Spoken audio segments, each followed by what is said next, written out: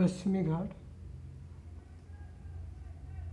एवं पूर्वी घाट की विशेषता।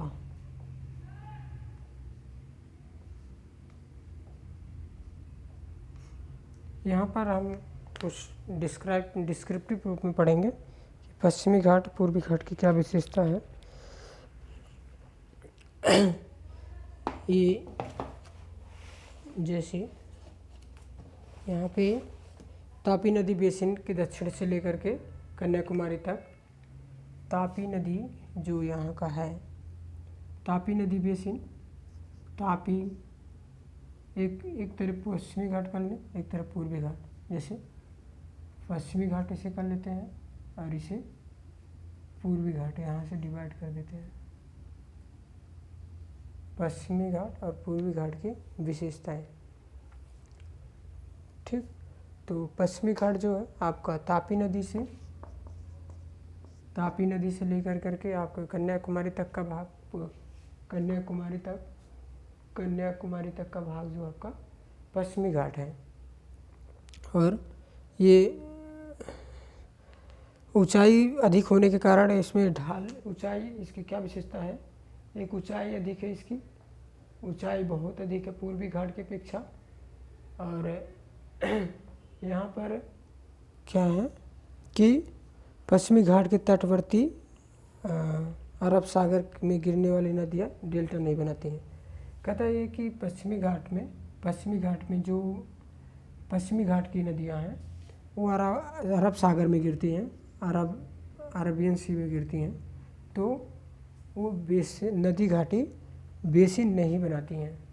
अरब सागर में गिरने के कारण ये बेसिन नहीं बनाती हैं, खड़ी ढाल के रूप में गिरती हैं ये। और इस क्षेत्र में बेसाल्ट चट्टान से निर्मित संरचना का विस्तार हुआ है। इस प्रकार संरचना का विकास यहाँ पर बेसाल्ट चट्टान से निर्मित बेसाल्ट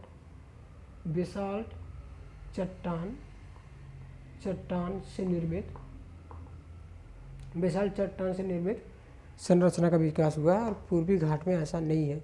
पूर्वी घाट में बहाव वाली मिट्टियों से विकास हुआ है, क्योंकि वहाँ पर जो नदियाँ हैं दूसरे क्षेत्र से मिट्टी का बहाव लेकर जाती हैं और उनका वहाँ पर विकास हुआ है। इस तरीके से इस प्रकार के संलग्न तटीय मैदान औसत ऊंचाई कम इस प्रकार के संलग्न तटीय मैदान का औसत ऊंचाई अधिक ही है इसका। और तटवर्ती घाट औसत से अधिक मात्रा में वर्षा होने के कारण यहाँ केवल वनस्पति संरचना अधिक बल्कि जैव विविधता भी अधिक है। कह रहा है कि कहने का मतलब ये है कि आपको ये जो पश्चिमी घाट है, पश्चिमी घाट में अधिक वर्षा होती है, अधिक वर्षा रेन होता है। यहाँ पे अधिक वर्षा होने के कारण यहाँ पर जैव विविधता अधिक होती है। और जैव विविधता अधिक होती है, जैव विविधता के साथ साथ आपका यहाँ का जो डाइवर्सिटिफिकेशन बहुत अधिक है। यहाँ का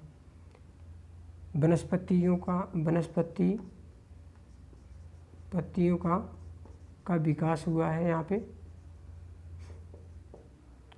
का विकास हुआ है।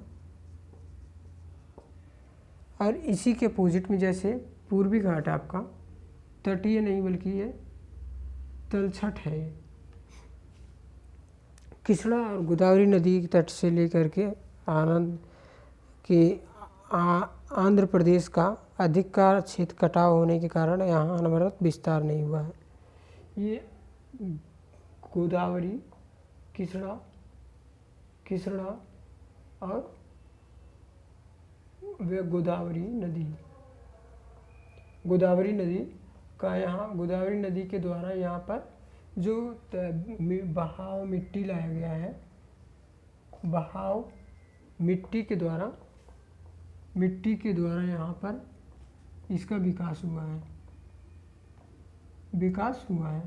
और ये बहाव मिट्टी के द्वारा इसका विकास हुआ है पूर्वी घाट। और यही जो बहाव मिट्टी है, इन्हीं बहाव मिट्टी के कारण इनका जो तटवर्ती इलाका है वो कटा हुआ है। तटवर्ती इलाका इनका ऊंचा, तटवर्ती इलाका, तटीय भाग कटा फिटा है, कटा फिटा है, कटा फिटा है। और यहाँ पर पश्चिम घाट की अपेक्षा पूर्वी घाट में वर्षा कम होता है। पश्चिम घाट की अपेक्षा वर्षा कम होता है, ऐसे लिखते हैं। वर्षा यहाँ पर कम होता है, वर्षा कम होता है यहाँ पे। इसकी जैव विविधता भी कम है, इसकी जैव विविधता भी कम है।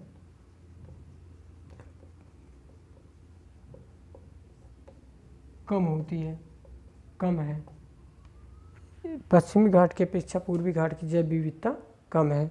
और दूसरा क्या है कि आप यहाँ पर जो संलग्न तटीय मैदान है, औसत ऊंचाई कम है इसकी, औसत ऊंचाई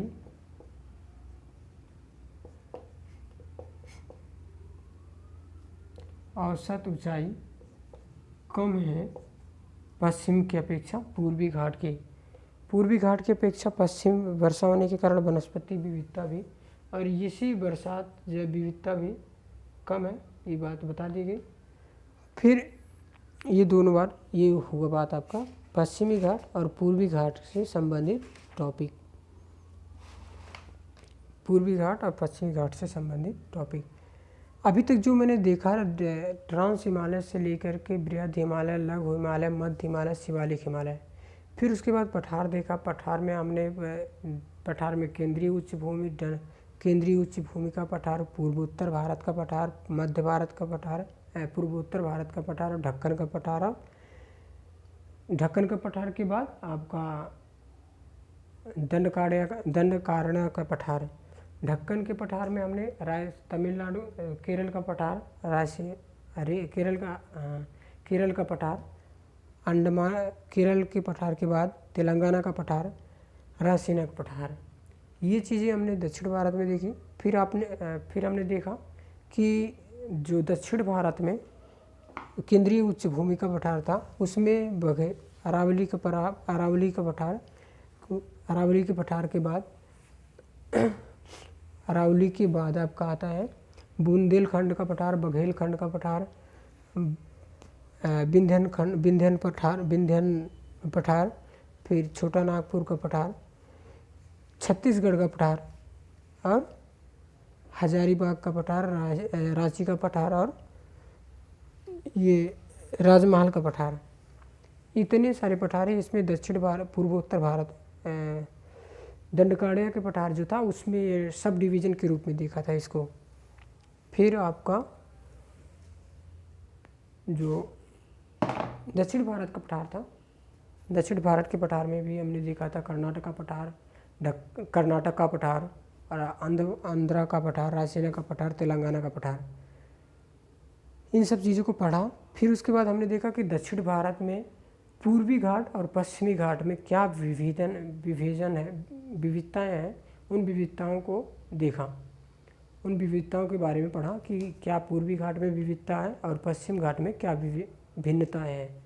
उन भिन्नताओं को देखा हमने, ठीक है।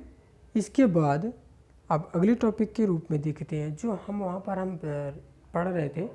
तो पढ़ रहे थे दक्षिण भारत, उत्तर भारत के मैदान। अभी तक तो पठार पर्वत देखा, पठार देखा, पहले हिमालय देखा, फिर पठार देखा, फिर दर्रा भी देख लिया था बीच में कि दर्रा कहाँ कहाँ है।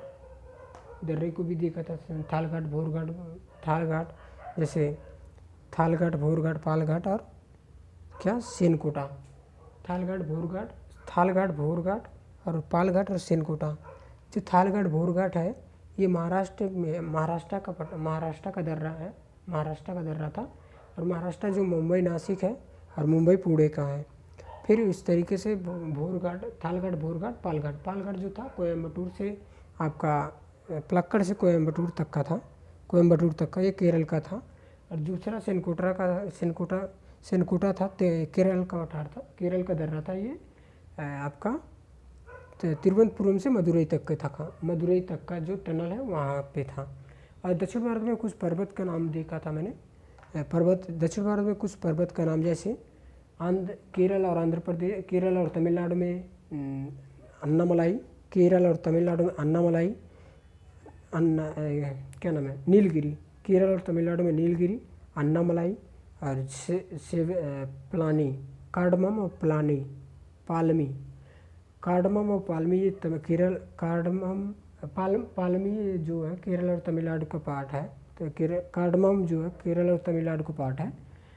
3 चीज़ें केरल और तमिलनाडु का पार्ट है, जैसे आपका अन्नामलाई, नीलगिरी, अन्नामलाई, कार्डमम, ये केरल और तमिलनाडु को पार्ट है। इसके बाद जो आता है शिवराय और जवादी जो है आपका तमिलनाडु का पार्ट है, तमिलनाडु का पर्वत है, पर्वत श्रेणी है। फिर उसके बाद आता है आपका पालकोटा, वेलिकोटा, ये आपका पालकोटा और वेलिकोटा जो आपका था ये केरल के आंध्र प्रदेश का पार्ट था, आंध्र प्रदेश का पार्ट था। नल्लामलाई जो आंध्र प्रदेश और तेलंगाना का पार्ट था, इसको देखा था। फिर इसके बाद हमने और देखा था कि दक्षिण भारत से उत्तर भारत के क्रम में जो पठार थे, जो पर्वत थे, उन पर्वतों के नाम से देखे थे, जो जैसे आपके नल्लामलाई, वेलिकोंडा, पालकोंडा, नगारी, ये आपके आंध्र प्रदेश के पठार पर्वत थे। इसके बाद आपका आता है कि जवादी, शिवराय और अन्नामलाई, पंचमलाई, सिरुमलाई, ये आपके तेलंगाना, तमिलनाडु के पर्वत थे। इसी क्रम में ये चीज़ें समाप्त होती हैं यहाँ पे। अब आगे की देखें को जो मैदान भू आकृति प्रदेश में पर्वत देखा, पठार देखा और दर्रा देखा, इसके बाद आपके जो पार्ट आते थे वो हैं लैंडस्केप, उत्तर भारत के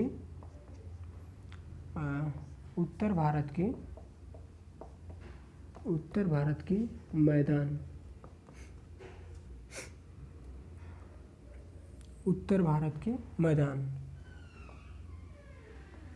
इसमें 3-4 चीज़ें पढ़नी होंगी, जो जैसे पंजाब हरियाणा का मैदान, राजस्थान का मैदान, गंगा का मैदान, असम का मैदान। ये पंजाब हरियाणा एक चीज़ें, फिर राजस्थान, गुजरात एक इधर, फिर गंगा का मैदान, गंगा और बिहार एक साथ होंगे, गंगा का मैदान, फिर असम का मैदान, असम।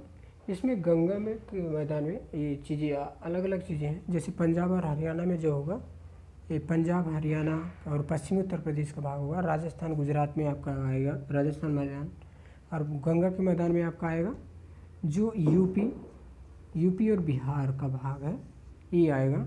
असम में आएगा आपका पूर्वी बिहार का भाग, और वेस्ट बंगाल, असम, अरुणाचल प्रदेश, ये पार्ट आपका यहाँ से आएगा। ठीक है, ये इतनी चीज़ें कवर होंगी। यहाँ पे आपको इनके उच्चावच तो देखे हैं, लेकिन अब ये जो समतल मैदान है, इन समतल मैदान के बारे में देखेंगे। समतल मैदान आपके उत्तर भारत के मैदान के बारे में